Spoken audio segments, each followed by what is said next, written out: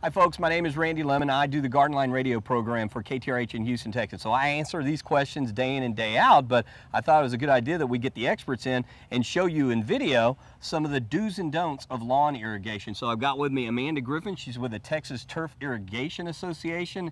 And I guess we can start with the basic question of all. Tell me some of the do's when we're talking about lawn irrigation that the homeowner needs to know about.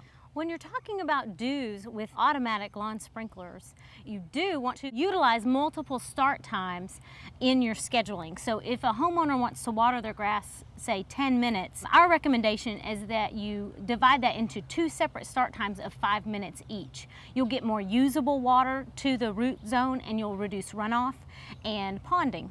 So obviously one of the don'ts on the opposite side of that is don't water for 40 minutes.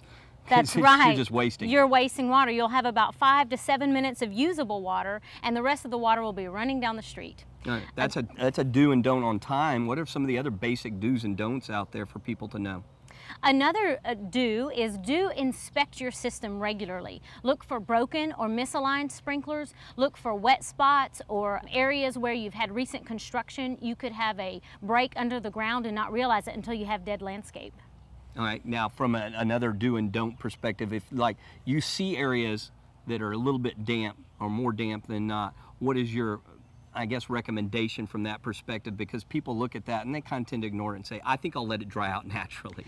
Definitely. If your system looks a little too wet, I would definitely recommend backing off on your run times, but you also might want to run that zone and see if you have a zone that's watering inefficiently. There might be opportunities to make small changes to your nozzling or to your head layout and be able to water that entire area more uniformly. If you have any more questions on any of this, get the grass facts at texasgrass.com.